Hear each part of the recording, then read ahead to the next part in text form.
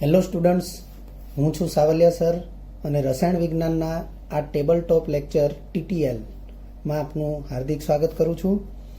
તમને સ્ક્રીન ઉપર દેખાઈ રહ્યું છે JEE નીટ અને અહીં એક ટાઇટલ પણ વંચાઈ રહ્યું છે બેઝિક કોન્સેપ્ટ્સ, એટલે કે મૂળભૂત ખ્યાલો.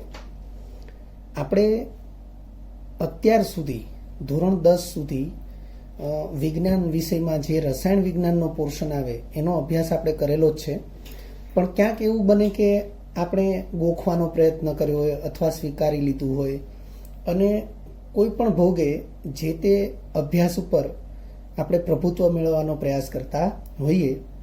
પણ હવે પછીનો સમય એવો છે કે જેમાં રસાયણ વિજ્ઞાન એ મુખ્ય વિષય તરીકે આવશે. તો JEE નીટ લેવલે આપણે રસાયણ વિજ્ઞાનમાં આપણા મગજને ટ્રેન કરવું હોય તો કેટલીક પાયાની બાબતો એ આપણે જાણતા હોવા જરૂરી છે. મેં અહીં બ્રિજ કોર્સ એવું એક ટાઇટલ આપેલું છે. એવું ટાઇટલ એટલા માટે કે તમે ધોરણ 10 આગળ 9, 10 એવી રીતે વિચારીએ તો માધ્યમિકમાં ધોરણ 9, 10 એમાં વિજ્ઞાન વિષયની અંદર કેમેસ્ટ્રીનો જેટલો હિસ્સો ભણ્યા છો એમાંથી અમુક હિસ્સો, અમુક ટોપિક એ 11-12 સાયન્સ લેવલે આવશે. એની ડેપ્થ એટલે કે એની ઊંડાઈ વધશે અને એના આધારે કંઈક નવું પણ અભ્યાસમાં આવશે. સો ધેટ કે આપણે એના વિશે જાણવાનો પ્રયાસ કરીશું. આપણો સબ્જેક્ટ છે કેમેસ્ટ્રી. કેમેસ્ટ્રી એટલે રસાયણ વિજ્ઞાન. નામ પ્રમાણે રસાયણ એટલે રસ હોવો જરૂરી છે અને તમને એ રસ એટલે કે એ સબ્જેક્ટ માટે, એ સબ્જેક્ટ પ્રત્યે રસ પેદા થાય એટલા માટેનો આપણે પ્રયાસ કરીશું. હવે બીજી એક બાબત છે કે રસાયણ વિજ્ઞાનનો અભ્યાસ અથવા રસાયણ વિજ્ઞાનનું અસ્તિત્વ જ્યાંથી શરૂ થાય એ જે છે એ સ્થાન છે પરમાણુ. એટલે આપણે પરમાણુના મૂળભૂત બંધારણ વિશે સૌથી પહેલા પાયાની જે બાબતો છે એને આપણે જાણી લઈશું.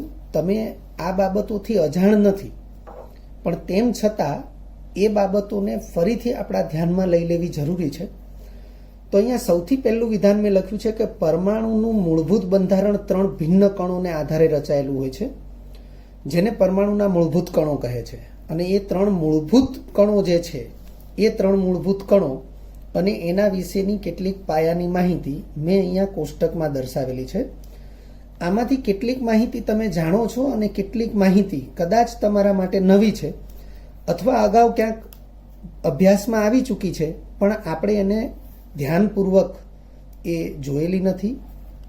તો આજે આપણે એને ધ્યાનપૂર્વક જોઈશું, જાણીશું. અહીંયા મેં શીર્ષક એટલે કે ટાઇટલ આપેલા છે મૂળભૂત કણ, પછી મૂળભૂત કણનો વીજભાર. કૌંસમાં મેં નાના અક્ષરે સાપેક્ષ એવું લખ્યું છે.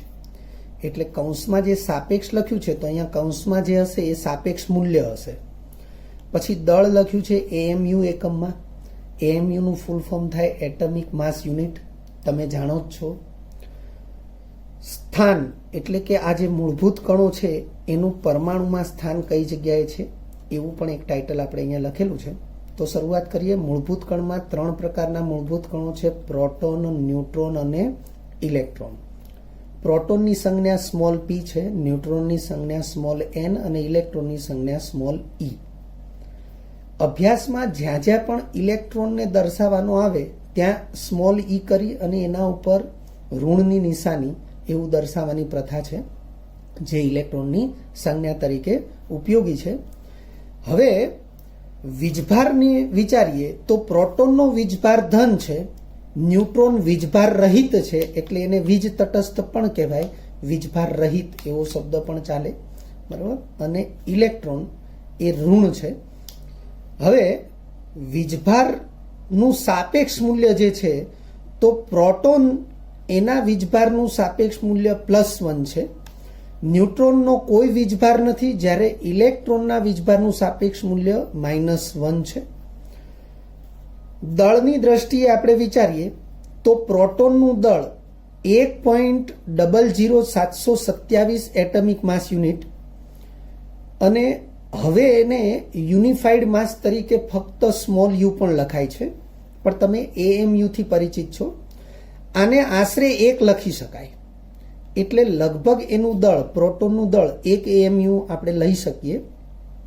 ન્યુટ્રોનનું દળ 1.00867 AMU છે, જેને આશરે 1 AMU જ ગણી શકાય. તો અહીંથી આપણને એવો ખ્યાલ આવે કે પ્રોટોન અને ન્યુટ્રોનના દળ લગભગ સરખા છે, અને એ કેટલું મૂલ્ય ધરાવે છે? 1 AMU. હવે ઇલેક્ટ્રોનનું દળ તો 0.00054 AMU છે, પણ આ 0.00054 AMU મૂલ્ય છે એને લગભગ શૂન્ય જ ગણી શકાય, એટલે ઇલેક્ટ્રોનને લગભગ કોઈ દળ નથી એવું આપણે કહી શકીએ. હવે છે સ્થાન. તો પરમાણુમાં આ જે મૂળભૂત કણો છે એના સ્થાનની વાત કરીએ તો પ્રોટોનનું સ્થાન પરમાણુ કેન્દ્રમાં છે.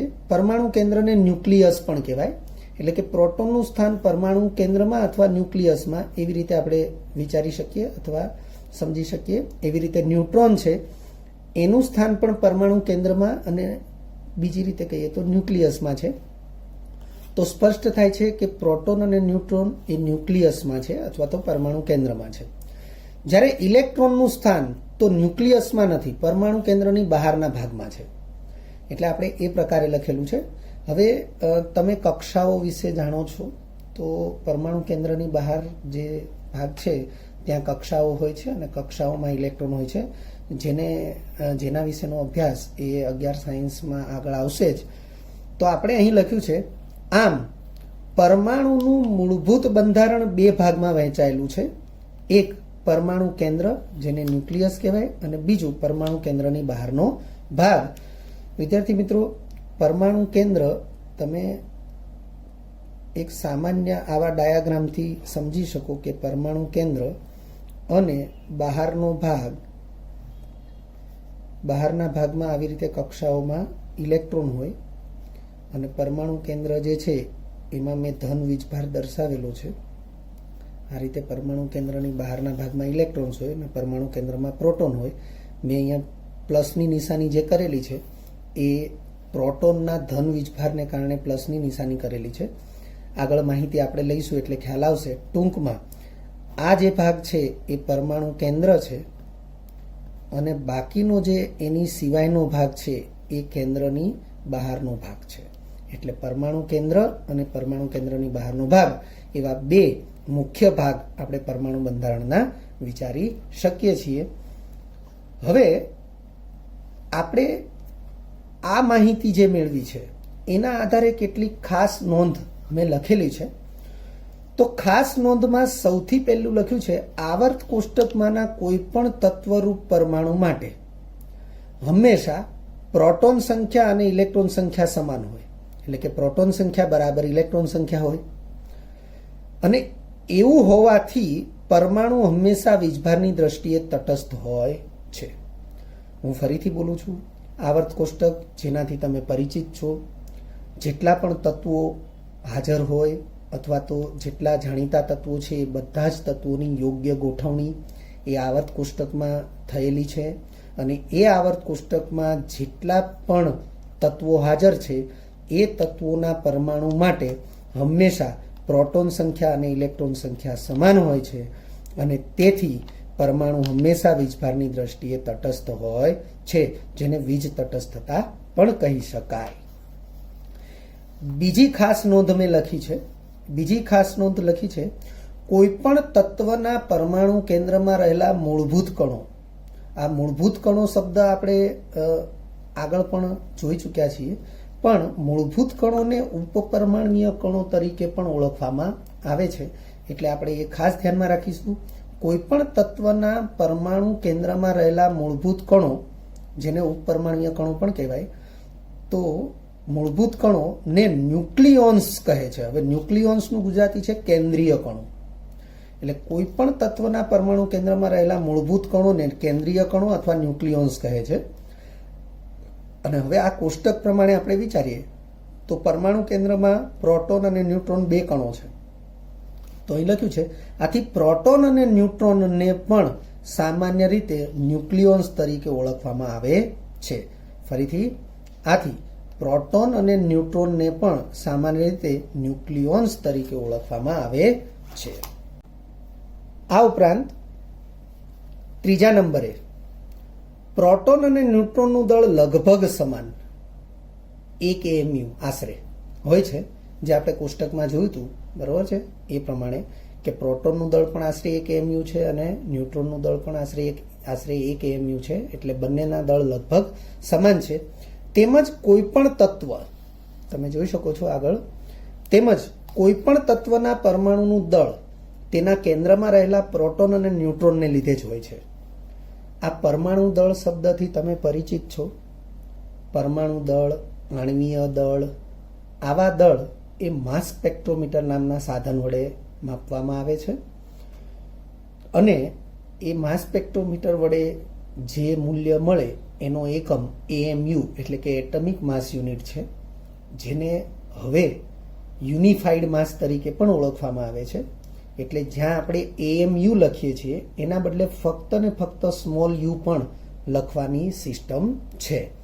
સો ધેટ, ફરીથી જોઈએ, તેમજ કોઈ પણ તત્વના પરમાણુનું દળ તેના કેન્દ્રમાં રહેલા પ્રોટોન અને ન્યુટ્રોનને લીધે જ હોય છે, જ્યારે ઇલેક્ટ્રોનનું દળ અવગણી શકાય તેટલું અલ્પ, લગભગ શૂન્ય, આપણે કોષ્ટકમાં જોયેલું જ છે. તો ફરીથી, જ્યારે ઇલેક્ટ્રોનનું દળ અવગણી શકાય તેટલું અલ્પ હોવાથી તે પરમાણુના દળ માટે જવાબદાર નથી.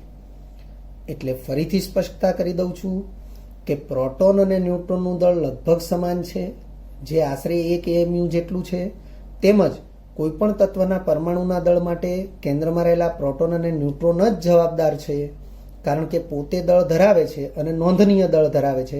જ્યારે ઇલેક્ટ્રોનનું દળ તે બંને કણો એટલે કે પ્રોટોન અને ન્યુટ્રોનની સાપેક્ષમાં અવગણી શકાય એટલું અલ્પ હોવાથી પરમાણુના દળ માટે ઇલેક્ટ્રોન જવાબદાર હોતા નથી.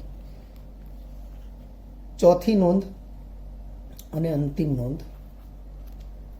ચોથી નોંધ લખેલી છે કે પ્રોટોન એ ઇલેક્ટ્રોન કરતા આશરે 1836 ગણો ભારે છે.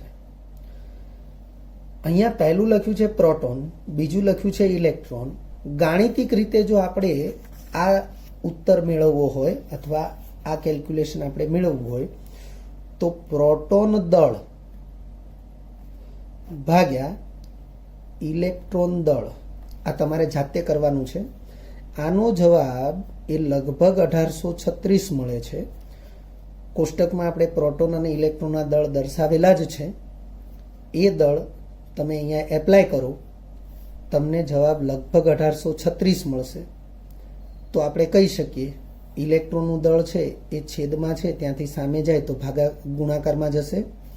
ફરીથી પ્રોટોનનું દળ છેદમાં ઇલેક્ટ્રોનનું દળ, ઇલેક્ટ્રોનનું દળ અહીંયા છેદમાં એટલે કે ભાગાકારમાં છે, બરાબરની સામે જાય તો ગુણાકારમાં જાય. તો આપણે એમ કહી શકીએ કે પ્રોટોનનું દળ એ લગભગ 1836 ગુણ્યા ઇલેક્ટ્રોનનું દળ થાય.